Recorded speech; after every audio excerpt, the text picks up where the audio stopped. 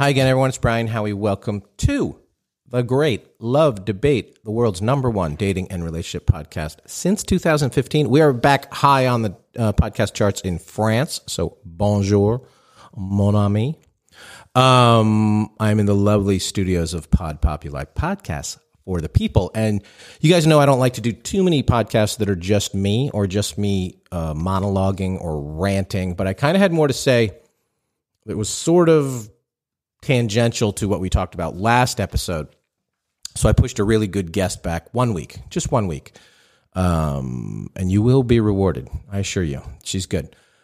But I got a lot of feedback on that episode. The episode we called Unbalanced Affection. If you have not listened to that, hit pause, go back, listen to it, and come back to us. But I wanted to go a little bit further, a little deeper on the aspects of feeling and what feelings matter. So I'm in downtown Cleveland recently, and one of the cool things about Cleveland is that it's home to the Rock and Roll Hall of Fame, and they tend to play a lot of classic rock songs in a lot of stores and public places and parks and even train stations. You'll be waiting for a train, and you will hear a classic rock song. Like out of nowhere, you're just going to hear a song by The Who or the Byrds or the Animals or hopefully the Clash. Just when you're randomly walking down the street, and it's kind of cool and it's kind of unique. And on one of those loudspeakers, it was playing Layla the other day. And kids, if you don't know Layla, Google it, because you're going to say, "Oh yeah, I know that song. Oh yeah, that's what that song is called." Yeah, Layla. So Eric Clapton wrote the song about George Harrison's wife. She was George Harrison's wife at the time, and he wrote it about his, at the time, unrequited love for her. And that would be fine to write a song about a woman who you were not with, except for the fact that he was, at the time, good friends with George Harrison. And apparently, George didn't really mind. And he was proud of his wife, and he was proud that someone would be moved to write a song about her.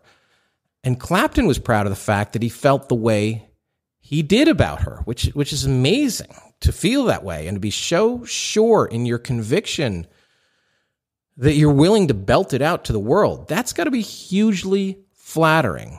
No? That's got to feel great for her. I don't think it makes somebody feel awkward, at least not overtly. I'd love to have a song written about me. And I'd love to write a song about someone. And I don't care if it's a good song or a bad song. I don't care if, like, Alanis wrote "You Ought to Know" about David Coulier. I think he's still the winner in the song. I don't think he's the loser. Alanis was scorned. He moved on. It's a cool song. I think it's good all the way around. On the last podcast, I talked about the joy that you feel, that you hopefully are feeling, and how you choose to express it, and to let the other person know loudly and often that they are special and that they are special to you. You make them feel good. You like them. You adore them. You love them. Those are all really, really important things that we got into. But writing a song about them, even if it's a vengeful, bitter, sad ballad by Taylor Swift, and I think I've said this before on the podcast, wouldn't every guy love to be the subject of a Taylor Swift song? Who wouldn't want to be the subject? And who wouldn't want to be the object of a Taylor Swift song? Even if it's a relationship that eventually didn't work out. John Denver, you guys know who John Denver was? He wrote Annie's Song, which is about the sappiest, scream it to the mountains, I love this woman song ever written, because he felt so proud of her and their relationship at the time that he burst into song. A few years later, he divorced her, he nearly choked her, and he sawed their marital bed in half with a chainsaw. Kind of a sidebar. Forget about that. This is about pride, and this is what he felt in the moment. I want someone to look at me or someone to look at her and think, well, he must be doing something right. Or her to think, that's my guy. That's why I never understood those guys who go out and they get all dressed up and then they get in fights in a jealous fit because some guy checked out their girlfriend in a bar. You should be thrilled that somebody checked out your girlfriend in a bar. You should love that. You should love that you are with somebody worth checking out, and you should be thrilled that the person worth checking out is with you. You should be proud. As long as she is leaving with you at the end of the night, you win. You won the night, and you should be proud of that. But do you let the other person know this enough, that very concept, that you are proud of them?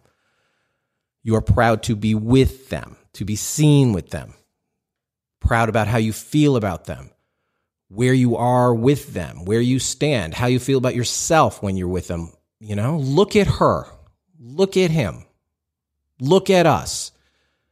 And that isn't bragging or self-centered. It's absolutely just pride. I want the world to know she chose me. Or the other side, I want the world to know I chose her. We chose each other. A lot of choices out there. A lot of choices. And we chose each other. And you might quibble with the word choice. I don't care. Too bad. That is what it is. It's always a choice. I chose you. I chose this. We chose us. We chose it now. Do you know how great you feel the first time she brings you around to meet her friends? You don't feel great? You should feel great. It's hugely flattering because it means she's proud. When he brings you home to meet his family, that's pride. I am proud of you. I am proud of this. I am proud of us. Do you guys see what I see in them? I don't care because I see it, and I'm fucking proud of it. Isn't that flattering? Isn't that the most amazing, fulfilling feeling that you aren't just some guy you met in a bar? And we aren't just two people who've been hanging out for a while. This, us, means something. We have something. So I know you guys like definitions. You like real clarity here because in the world of dating, it's always a bit nebulous. But the definition of pride is having a deep pleasure or satisfaction derived from one's own achievements. You don't like the word achievement? Fuck that. Achievement. Fuck yeah. I got her. She sees something in me. She likes that we are together. Who doesn't want that? Yes, the love matters and the emotions matter and the compatibility matters. Yes, we're not forgetting about that. But don't forget about or overlook that feeling of pride. Pride makes us stand taller. Pride makes us smile. Pride makes us beam and feel and care and express ourselves. It doesn't have to be a song. And later on, Eric Clapton did marry George Harrison's ex-wife. And then he wrote Wonderful Tonight. You know that song? Look up that song. He wrote that about her. So she got 2 songs about her out of Eric Clapton. It makes us beam and feel and care. You don't have to name your boat after her. And you don't have to practice writing his last name next to yours. But you know what that feels like. What does she see in him? Everything. Goddamn right. Swallow your pride. That's the phrase. Fuck that. You spew that pride everywhere. You peacock it. You just peacock it when you are with her or because you're with her or him. So I'm very proud to share a little bit more of this information. And I'm really proud to share some of the sponsors on the show. So I got to get to them. So we're going to take a quick break, 60 seconds. We'll be right back. You'll hear from them, and we'll get more into pride right after this. And we are back, and we're talking about pride. So pride is an accomplishment. Should a relationship be looked at that way? Like you won something? I think so. I think you did. You certainly lost a lot of times when you got one right. I think you won something. I think you achieved something. So yeah, you better believe it. So the question you have to ask yourself is, do you feel that? Not do you love them, because you spend a lot of time thinking about that. And not even do you like them, because I know you spend some time thinking about that. Not as much as do you love them, but I think you got to think about do you like them. But then take it a step further. Are you proud of them? Are you proud of who they are? Are you proud to be with them? Are you proud when your friends and your family and strangers and the whole world knows that you are with them? Are you proud of the two of you and what you have had and what you are building together? Are you proud of that? Is that what you feel? And oddly, bizarrely, and as I will explain here, wrongly, pride traditionally is one of the 7 deadly sins. And those, if you're not familiar with them, and I'm barely familiar with them, they are taught in Christianity, even though I don't think they're actually in the Bible.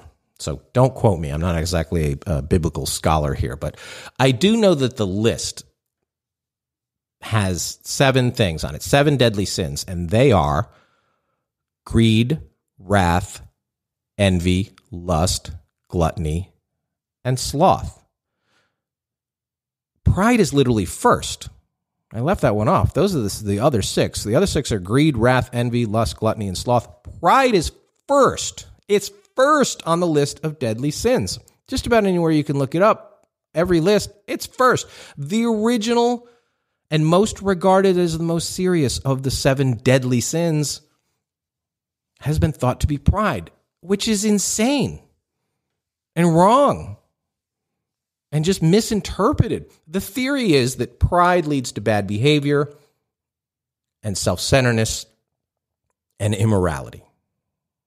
No, it doesn't. Pride motivates. Pride gives you feeling.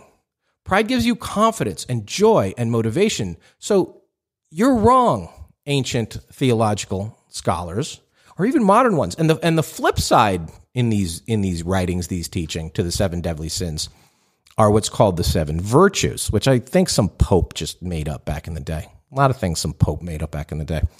And the 7 virtues are thought to be faith, hope, charity, good things, justice, fortitude, temperance, and prudence. Faith, hope, charity, justice, fortitude, temperance, and prudence. Not bad. But what is prudence? What's prudence? So let me look that up. Prudence is to govern and discipline oneself by the use of reason. Reason! We're in the love business here. There is no reason. There is no logic. There is only faith, hope, outcome.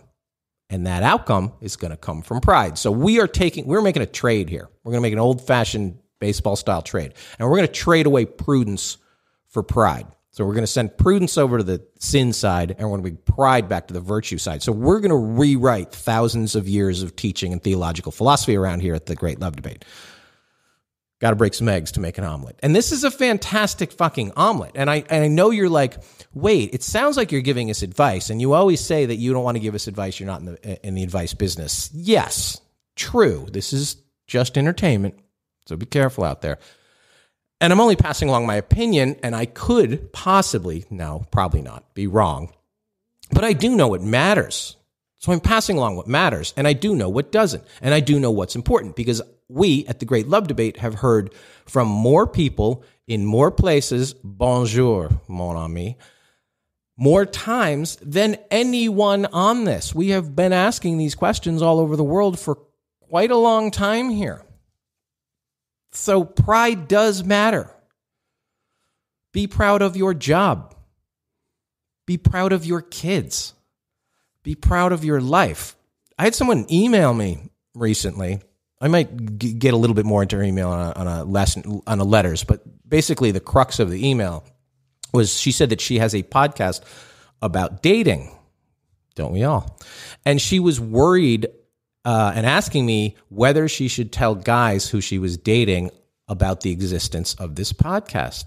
And I was like, fuck yeah. If you're proud of it, and I assume if you're doing a podcast, you should be proud of it, then why wouldn't you express it? And if you're dating her, if you're dating this girl or this guy who has a podcast about love or anything else, be proud of her. Be proud of them. Be proud of the fact that you are with them, dating them. And be proud of all of it. Somebody walks down the street and she says, what the heck is she doing with him? I would love that as a guy. I would love that. The old football term, you outkicked your coverage. That means you're playing in another league. That's awesome. She must be doing something right.